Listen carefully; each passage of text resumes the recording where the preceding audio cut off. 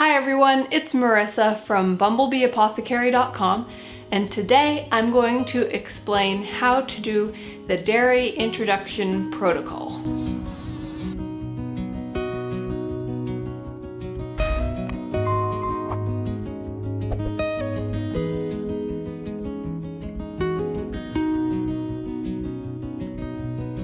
This is a video that a lot of you have requested, and it's a very important part of the GAPS diet, so let's jump in. First off, why would you want to do the dairy introduction protocol, and when is it important to do? There are two different situations that Dr. Natasha says where people should do the dairy introduction protocol. Number one is if you went through GAPS intro and you were not able to introduce dairy all the way through GAPS intro.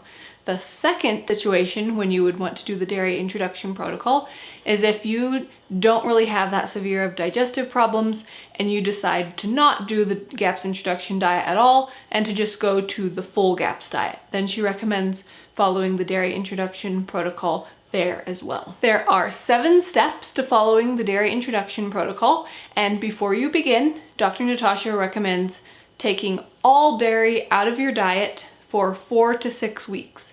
It takes quite a long time for dairy to completely leave your system when you stop eating it, so she recommends this time frame just to make sure that anything that you were eating before is gone, so you can start with a clean slate, so to speak. This is a really important time also to pay attention to what happens when you remove all dairy. You might see some improvements in your health, and that gives you a clue that any kind of commercial dairy that you were eating before very likely was causing some issues. So going through this process is going to be really good. After waiting the 4 to 6 weeks to kind of clean your system of any commercial dairy that you were eating before, the first dairy product to introduce is homemade ghee. You can get commercially made ghee if that's your only option. Dr. Natasha says make sure there's no additives or preservatives or anything. Try to get really high quality, grass-fed, pure ghee, but she really recommends making it at home. It's super easy. I have a video that I've had up for a while that shows how to make ghee. I'll link that below. And that's what you start with. So ghee is basically clarified butter. It is a really concentrated form of just the fat in milk, without the whey, no lactose, no casein, nothing like that that usually people react to, just the pure fat. She recommends doing the skin sensitivity test before you try eating it. She recommends to do this test, you put a little bit of ghee on the inside of your wrist, do it before you go to bed at night, let it absorb in. You could put a band-aid over it to kind of make sure it stays there. In the morning, check the spot. If there's an angry red reaction, then you're very sensitive to dairy. You're gonna have to wait following the rest of the GAPS diet for a while, at least several weeks, probably longer. And then you can try again later, but right now it would be something that you would react to too much, and so don't eat. But most of the people by far on GAPS, she says, are able to tolerate ghee just fine, so most likely you'll be good to go. So you'll start by eating a small amount, just 1 teaspoon of ghee with a meal, and then watch for 2 or 3 days and see if you notice any changes or if anything happens. Dr. Natasha recommends using cultured butter if possible. I have some that I really like that I get on a regular basis that's perfect for using to make ghee. I'll link that in the description box down below. If nothing happens, no old symptoms return or anything, then go ahead and increase them out slowly and gradually, and you can make ghee a regular part of your meals. You can add it to your cooked vegetables, you can cook eggs or whatever in it. It's a very stable fat. It's actually less fragile than butter since it's just the concentrated fat, so it's really good for frying eggs and different things. If you do start eating ghee and you do start seeing old symptoms return, then that just means you're not quite ready for it. Don't feel really bad. Give yourself a little bit more time. Dr. Natasha says wait a few months, follow the rest of the GAPS protocol. Healing is taking place, progress is being made. And then lots of things are different once some healing has happened, and you'll be able to eat things that you couldn't eat before. So just give it some time, a few months, and then try again. Chances are you will do fine with it this time. Step number 3 of the dairy introduction protocol is to add actual butter. So butter is largely fat, but it does have a little bit of whey in it. And oftentimes, GAPS people can tolerate butter just fine. Dr. Natasha again recommends trying to get cultured butter because that's going to be even easier on your body. And again, I'll have my favorite cultured butter linked down below.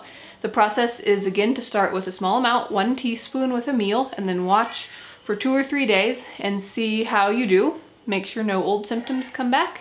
If you seem to be fine, then go ahead and increase that amount slowly, gradually, and include butter as a regular part of your diet. Step 4 of the dairy introduction protocol, after you've been having butter for quite a while and that's going really well, is to introduce homemade yogurt made from raw milk. That you can also introduce cultured cream, cultured with yogurt culture with raw cream as well.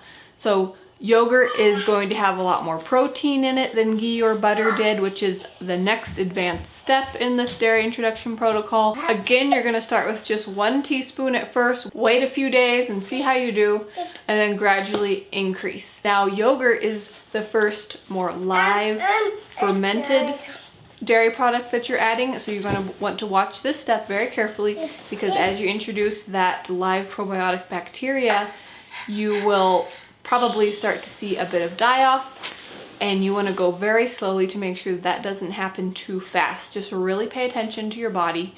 Start low and go slow, and then just give it time. If you are more prone to diarrhea, you're going to want to go more towards the yogurt, because the higher protein helps to eliminate that diarrhea. If you are prone to constipation more, then you're probably going to want to stick more with cultured cream.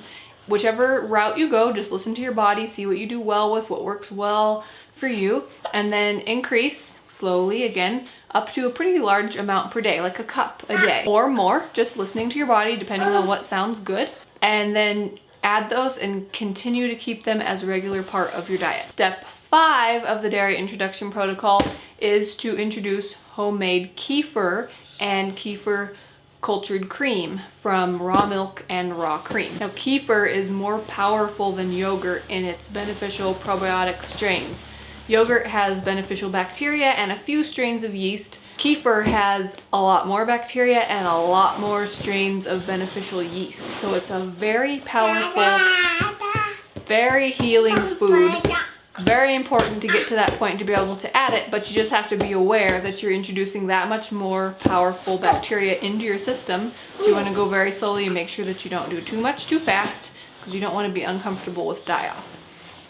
Just like before, you start with 1 teaspoon, watch for 2 or 3 days to make sure old symptoms, or in this case, it's more going to be watching for die-off to happen. If everything seems to be okay, then very slowly increase and keep kefir or kefir cultured cream as a regular part of your diet, increasing to like a cup a day, or just like with yogurt, whatever sounds good. Step 6 of the dairy introduction protocol is to start making something like cottage cheese, where you strain or drip homemade yogurt or kefir in a colander lined with cheesecloth so that it becomes thick, and then it's like cottage cheese. It's also a really great thing if you mix some herbs with it, or you can mix a little bit of honey with it, have it as a topping or something with other foods. It's really tasty. So that's something you can move on to once you're doing well with kefir and yogurt on their own. And then the last step, step 7, is when you get to slowly and gradually introduce hard cheeses. You want to look for cheese that has been traditionally aged, is made with high quality ingredients, no additives. Cheddar and Parmesan are really popular hard cheeses that work really well for people on gaps most of the time. So you're going to want to go very slowly with this. Cheese is a very concentrated form of dairy protein. If you're not ready for this step, then you're going to see old symptoms come back. So you watch very closely. You start with just 1 mouthful one day, and then wait 2 or 3 days and see how you do. If old symptoms are coming back, you know that you're not ready. If everything seems to be fine, then you can very slowly increase over time. But really do watch. Cheese is one of those things, if you feel like going wild with it once you start introducing it and eating way too much and you can't really control it, you're probably not ready. It's hard, but you have to back off, let some more healing go by, wait a couple months, 2 or 3 months, and then try again. And after healing has taken place, again, amazing things happen. Things are different, and then you're often able to tolerate what you couldn't before. And then the last little part of this dairy introduction protocol that doesn't really have its own step, but is still included, is that after 2 years on the GAPS diet, most people can start introducing fresh raw cream, so uncultured cream, and then fresh raw milk. And this again is very individual. 2 years at least she recommends being on the GAPS diet before trying this, but oftentimes you'll find that you're ready, and again they do need to be raw, especially the milk. Another thing that you can try if you're kind of hitting a roadblock with dairy, even though you've spent enough time, is trying it from different breeds of animals. So like if cow's milk, if you have really good high quality cow's milk but it's still not quite working for you, you could try raw goat's milk. You could try other species of animals too, depending on where you live. Some people do sheep or even camel. So those are all ideas that you can try, but most of the time just letting the time go by, following the rest of GAPS, letting that healing happen, you can do well with all these dairy products that I just mentioned. So I hope that you found that helpful. If you have any questions, leave me a comment down below. Check out that description box for links to my favorite butter and the other things I talked about. There's a free GAPS Diet Getting Started guide ebook that you can check out, and a link to my private Facebook group. If you like this video, give it a thumbs up, share it with anybody else you think will find it helpful or interesting. And if you're new to my channel, please hit that subscribe button. I get out 2 new videos every week on nourishing recipes and natural living. Thanks so much for watching. See you next time. Bye.